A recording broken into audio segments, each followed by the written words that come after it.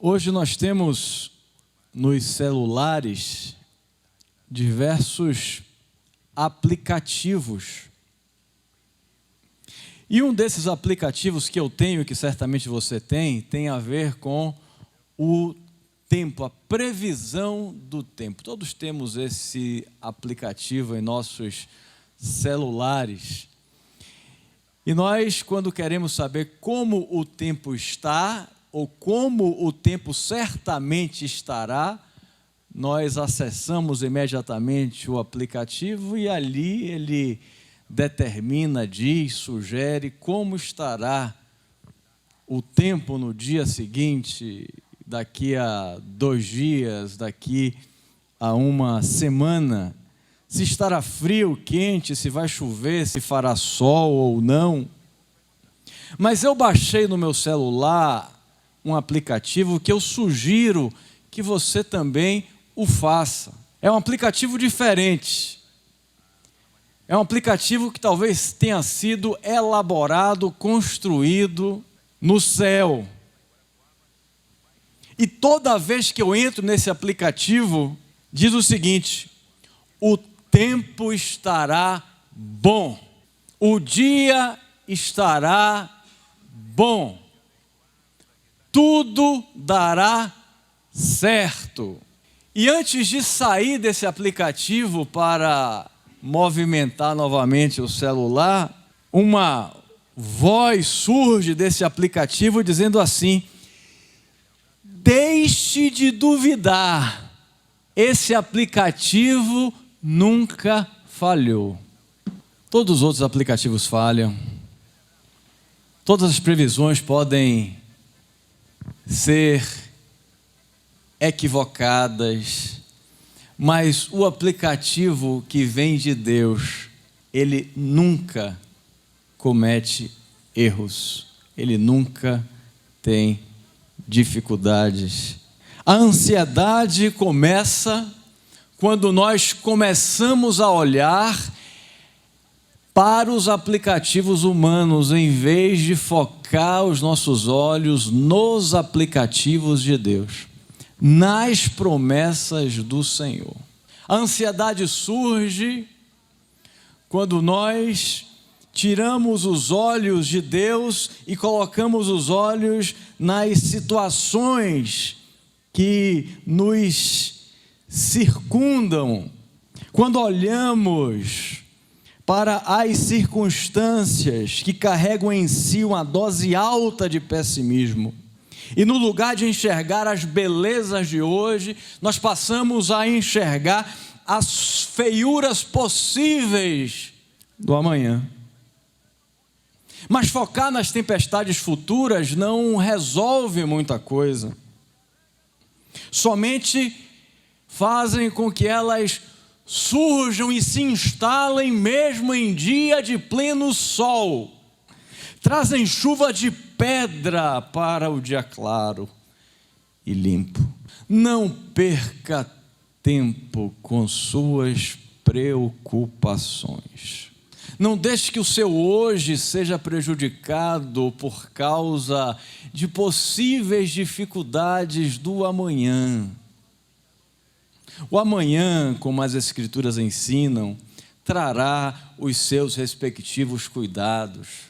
O amanhã será dia de provisão de Deus, porque no aplicativo nos ensina: tudo dará certo, tudo estará bem. Nós precisamos aprender a viver o dia de hoje, a viver um dia de cada vez. Não podemos viver o tempo todo focado no amanhã.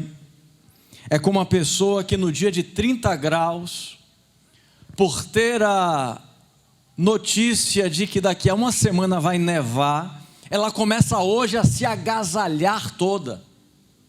Ela começa hoje a se vestir. No dia de 30 graus, ela se veste de casaco de pele.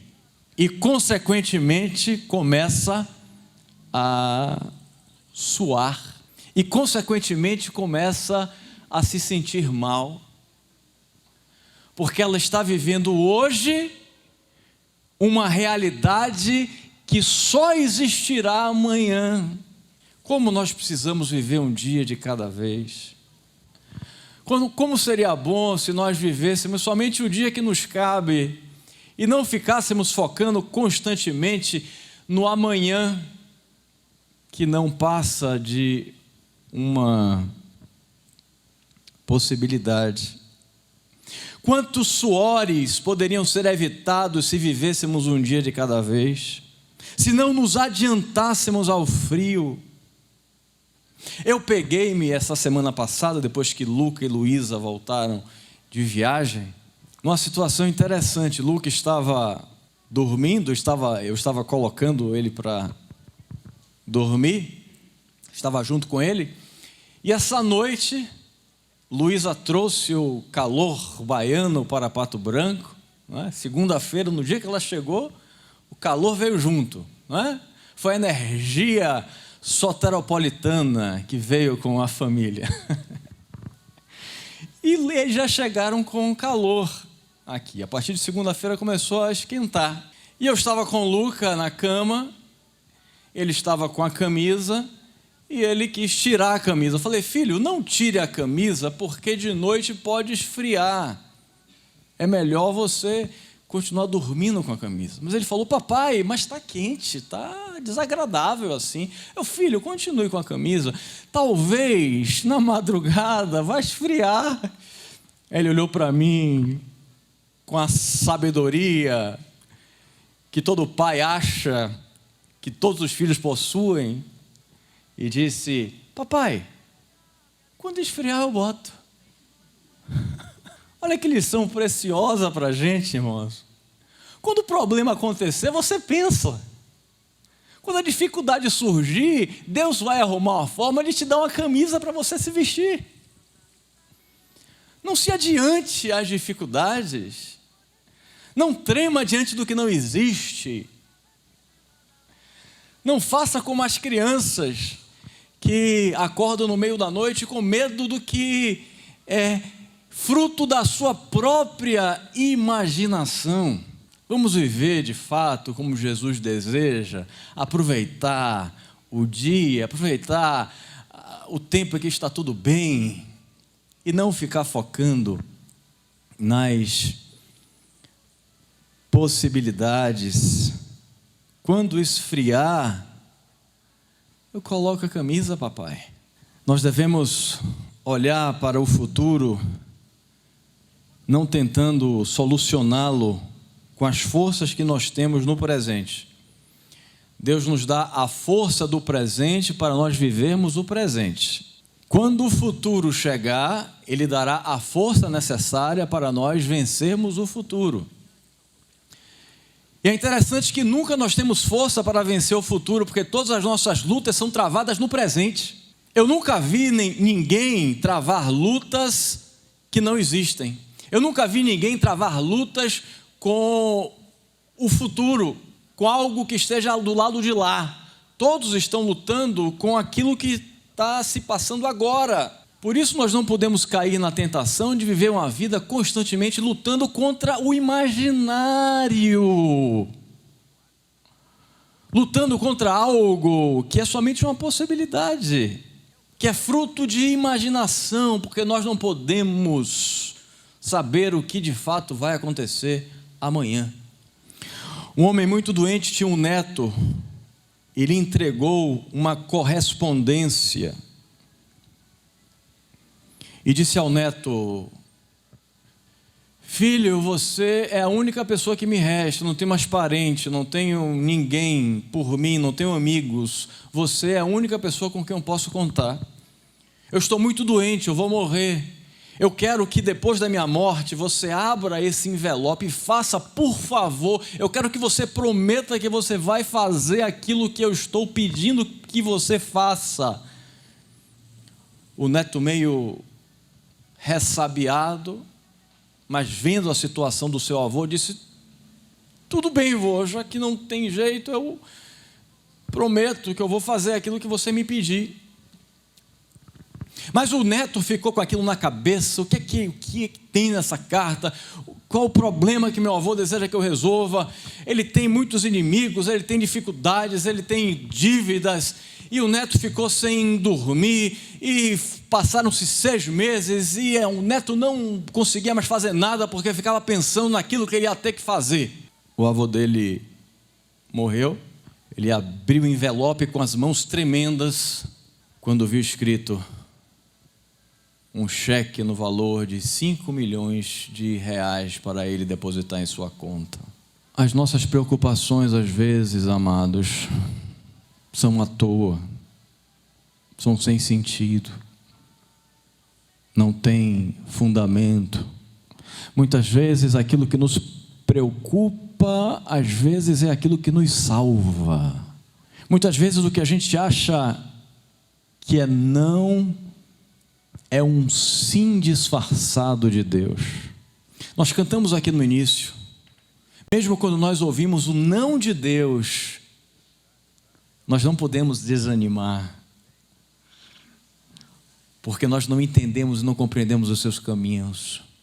E muitas vezes a negativa divina, ela tem propósitos positivos futuros.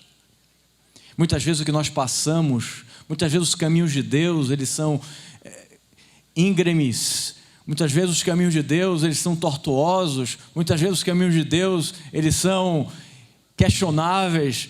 Mas, amados, o caminho de Deus é sempre o melhor.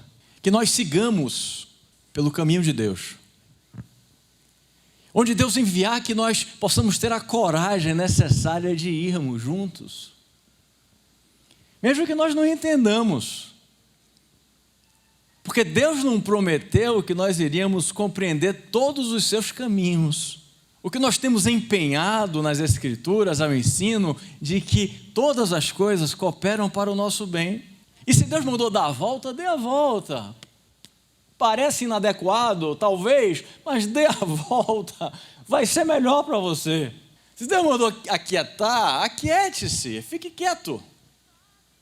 O impulso está querendo fazer, está querendo falar, está querendo agir, mas se Deus orientou para ficar em silêncio, permaneça em silêncio.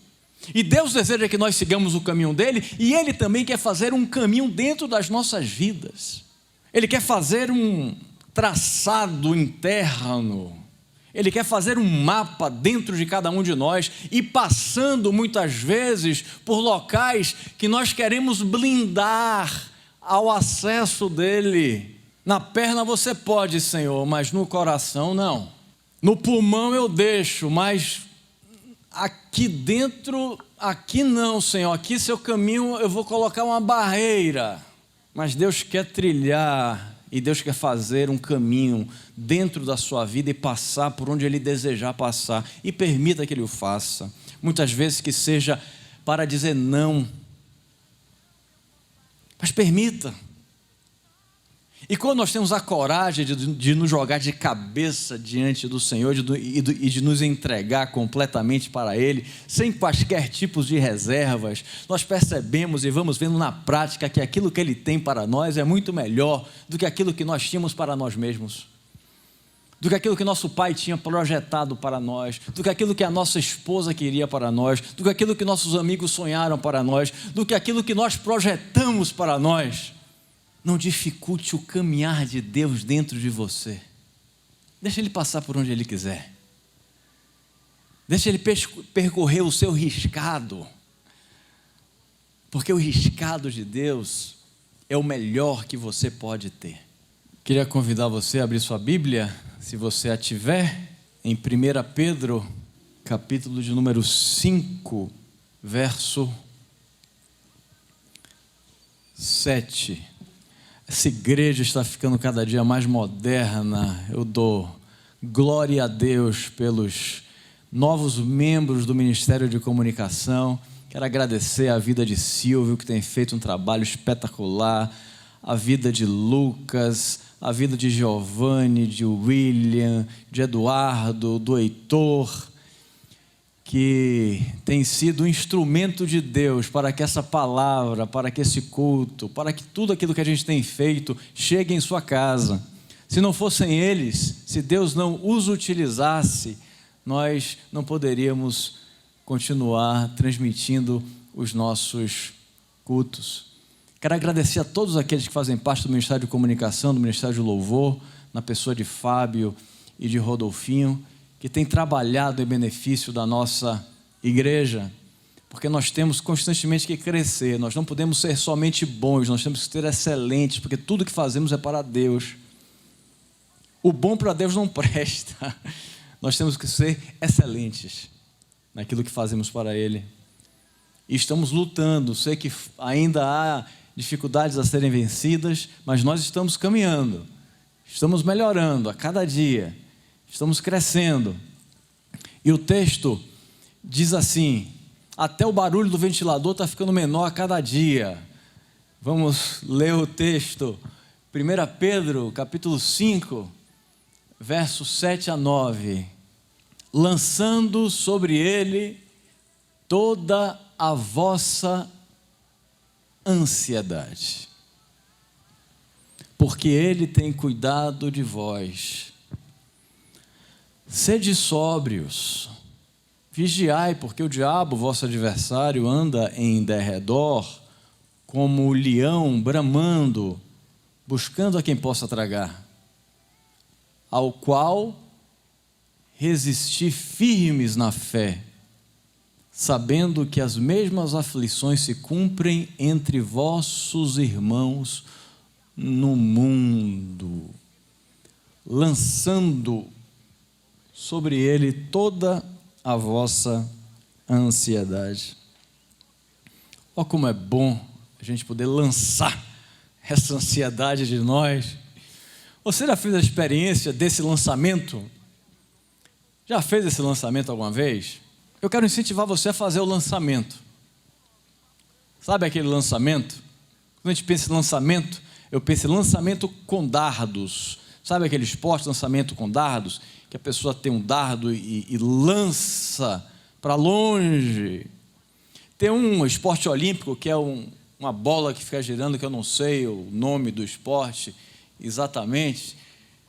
Lançamento de peso, e lança lá para fora, para outro lugar, e o peso sai de si. Tem o arco e flecha, né?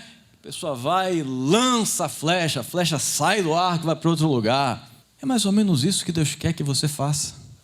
Que você pegue essa ansiedade, que você pegue essa preocupação e lance para Ele. Porque Ele é o único que pode levar verdadeiramente os fardos pesados da vida. Nós somos como crianças, e criança não consegue levar peso. Criança só consegue levar pouco peso. Pouco peso. Muito peso tem que ser forte. Muito peso tem que ter músculo. E às vezes os pesos da vida são maiores do que os nossos músculos podem carregar, e é por isso que há necessidade do lançamento para aquele que pode carregar. A ansiedade surge quando queremos assumir o peso que não nos pertence, que não temos condições de carregar. Quando queremos assumir o controle total, ou seria controle fatal? O texto lido nos ensina a colocar sobre Jesus a nossa ansiedade. E parece querer ensinar uma delegação de responsabilidade. Eu transfiro os meus julgos, eu transfiro meus pesos, eu transfiro meus cargos, eu transfiro os meus enfardos para Deus. E quando faço isso, aprendo o que a Bíblia diz: pois o meu jugo é suave e o meu fardo é leve. Quando nós lançamos para Jesus os nossos fardos, Ele lança para nós aqueles que podemos carregar. Lançamos as nossas flechas para Jesus, as pesadas, as inflamadas, e Ele devolve outras flechas. Mas as flechas que Ele devolve, diz o texto, o jugo é suave, o fardo é leve. Essa permuta, irmãos, que devemos fazer. Entregamos a Deus o difícil e Ele passa para nós o fácil. Entregamos para Deus o pesado e Ele devolve o leve. Entregamos para Deus o difícil e Ele nos devolve o fácil. Sabe aquele negócio de pai para filho? Quem nunca fez um negócio de pai para filho? Geralmente nós já fizemos negócios. Eu já fiz negócio com meu filho, que são negócios de pai para filho. E meu pai fazia muitos negócios de pai para filho para mim. E eu me lembro quando ele dizia assim: filho, eu estou querendo trocar sua raquete. Eu vibrava. Opa! Vai pegar minha raquete. Vai tomar minha raquete. Porque eu sabia que ele ia tomar a velha para dar uma nova. Mas muitas vezes na vida a gente fica prendendo a raquete velha na mão e não quer soltar quando o pai quer tomar. A gente prende o sapato velho que Deus quer tirar. A gente não quer porque a gente se acostumou já. O sapato velho já está adaptado, não é? Não faz bolha, não tem calo. Está tudo adaptadinho. Mas o que Deus quer é dar o sapato novo. O que Deus quer é fazer algo melhor. O que Deus quer é dar algo mais excelente daquilo que nós temos. O que Deus quer é fazer algo diferente e novo. Não se deixe atrapalhar pelo costume que você tem com as coisas que não prestam. Não se deixe atrapalhar por aquilo que você tem com as coisas que não prestam e que você já se acostumou a ter e a fazer. Se é Deus que está dizendo dê, entregue, ceda, deixe. Eu sei que às vezes a gente gosta de tomar o controle, ter o controle nas nossas mãos, mas nós precisamos ter a consciência que controle nós não podemos ter. Nós não devemos ser o controlador, nós devemos ser os controlados. Nós não devemos ser os condutores, nós somos os conduzidos. E essa seção absoluta, plena e restrita, que transfere a suavidade para os nossos corações, a tranquilidade para as nossas vidas. Se jogue de cabeça nos braços de Deus e não tente levar peso para o qual você não foi feito e não aguenta. Deus deseja o melhor. Não evite as permutas do Senhor. Quando eu fazia um negócio com meu pai, a gente se propunha a fazer alguma coisa. Era interessante que quando havia lucro, o lucro era meu. Quando tinha prejuízo, o prejuízo era dele. É negócio de pai para filho. E é isso que Deus quer fazer com nossas vidas também. Negócios de pai para filho. Devemos ser como criança. Tem um cântico que diz assim, né? Quero ser como criança, te amar pelo que és, voltar à inocência e acreditar em ti. Mas às vezes sou tentado, tenho vontade de crescer e me vejo distanciado de você. Uma versão nova, Rodolfinho, uma versão nova. Nós somos como crianças, E a palavra de Deus nos ensina. Vamos lá, equipe de comunicação, Mateus capítulo 18, verso 1 a 3, diz assim a palavra do Senhor. Naquela mesma hora chegaram os discípulos a Jesus dizendo: quem é o maior no reino dos céus? E Jesus, chamando o menino, pôs no meio deles e disse: em verdade vos digo que se não vos converterdes e não vos fizerdes como meninos, de modo algum entrareis no reino dos céus.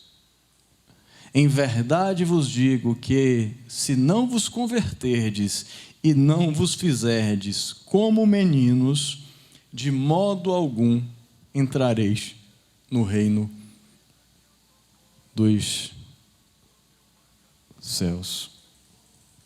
Nós devemos ser como crianças. E crianças pequenas geralmente não se preocupam com o dia de amanhã. Elas vivem um momento. Eu, particularmente, nunca vi um bebezinho pequeno, uma criancinha pequena, dizendo à mãe: mamãe, por favor, guarde um pouquinho o leite da teta esquerda, porque eu preciso mamar também amanhã. Eu nunca vi. As crianças são eminentemente seres confiantes. As crianças são pessoas que aprendem facilmente, e nós devemos aprender a ter essa confiança de criança. Devemos aprender a ter a humildade de uma criança. As crianças são humildes por natureza. Bem verdade que muitos pais podem ensinar outra coisa, mas se não o fizerem, criança brinca com toda criança. Criança não faz acepção de pessoas, só faz se o pai faz e ensina ela a fazer em casa. Mas naturalmente ela não faz acepção. Ela é naturalmente simples. Uma criança estava passando o final de semana, e esse é um caso verídico, na casa de um prefeito de uma capital brasileira. E então chegaram alguns repórteres para fazer uma entrevista com esse prefeito. E a criança olhou para o prefeito, com toda aquela espontaneidade infantil, e disse: tiozão, você é famoso, é? Porque todos esses repórteres estão aí para fazer essa entrevista com você. Você é famoso, é? Espontaneidade infantil de criança. Ela não queria saber quem era o tiozão.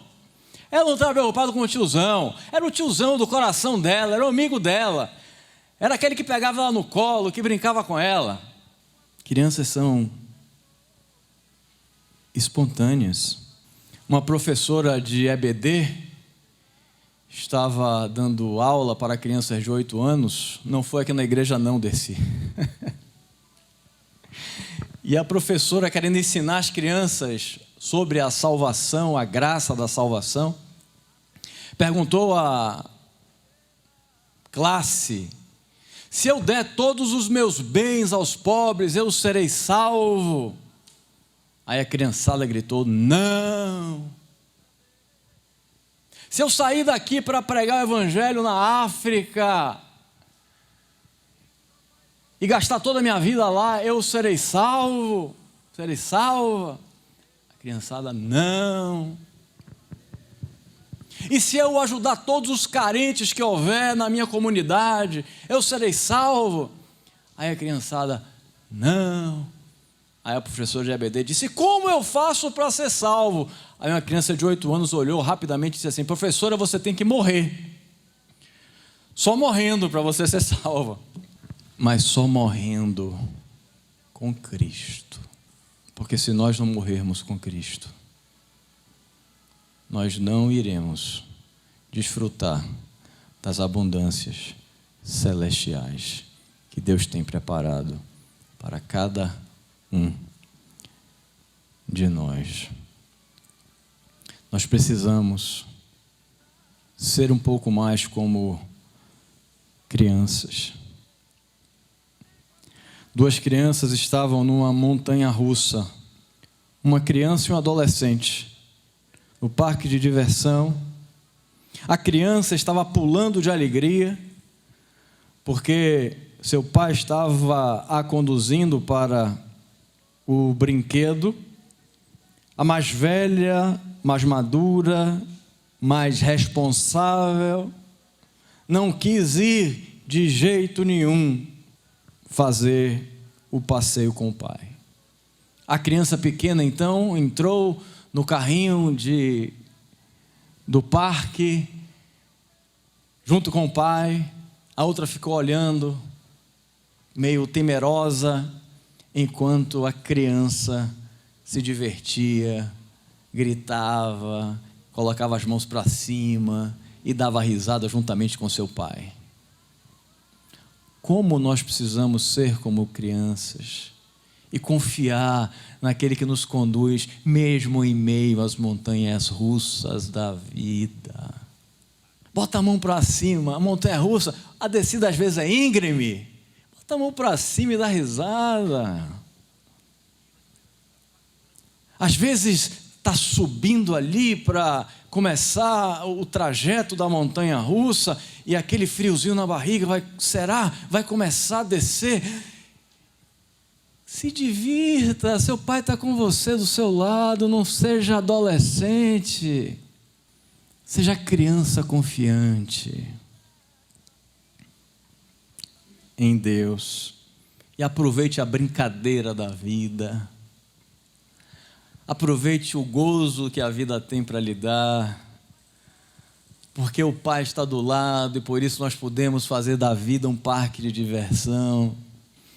Precisamos ser como crianças, dispostas a encarar as montanhas russas da vida como brincadeira. O Pai está junto. Em Itaparica, nessa ilha da qual os irmãos já estão passando a ficar muito íntimos, que eu estou falando dela quase todos os domingos. Aproveite, conheça Itaparica, lugar belíssimo, no recôncavo baiano, das praias mais bonitas que eu já conheci. Meu bisavô veraneava em Itaparica, meu avô veraneava em Itaparica, minha mãe veraneava em Itaparica. Eu passei todos os verões dos meus 45 anos em Itaparica. E uma das coisas que todos os garotos gostavam, e se você está nos ouvindo e é da Bahia, e conhece Itaparica, sabe do que eu estou falando. A programação das crianças em Itaparica era pular da ponte. Todos queriam pular da ponte. Era um estabelecimento da Marinha antiga, na época da Segunda Guerra Mundial, que foi construída para desmagnetizar os navios. Não me pergunte o que é isso, mas é o que eu sempre escutei e nunca soube o que era. Era para desmagnetizar os navios que vinham de alto mar. E aquela ponte tinha sido construída com esse objetivo. Mas, na verdade, Deus ele tinha outro projeto. O projeto de Deus ali naquelas pontes é fazer com que as crianças brincassem na cidade. Eu acredito. Porque todos os meus amigos tinham essa programação especial de pular da ponte. E eu cresci pulando daquela ponte. E meus amigos pulavam daquela ponte. E eu queria que meu filho tivesse a oportunidade de também pular da ponte. E levei Luca para pular da ponte. Ele olhou assim para baixo, coçou um pouquinho a cabeça e falou: papai, você tem certeza que é alto? É, filho, é alto, mas embaixo é água. Não vai doer. A não ser que você pule de barriga, você não vai pular de barriga. Ele olhou de novo, e Luca é conservador, né? Luca é bem ortodoxo, puxou o avô. Ele olhou de novo, voltou, foi: posso, papai, mesmo? Pode, filho. Papai fazia isso desde que papai tinha 3 anos de idade, vai pular dessa ponte. Você vai pular também, não vai? Aí ele olhou de novo. Papai é alto. Vamos fazer o seguinte: você fica lá embaixo me esperando. Então eu pulei da ponte e fiquei esperando ele no mar. Ele então olhou para mim, viu que eu estava lá embaixo, correu e se jogou no mar. É assim que a gente deve fazer com Deus. As pontes estão aí. Não tenha medo de pular.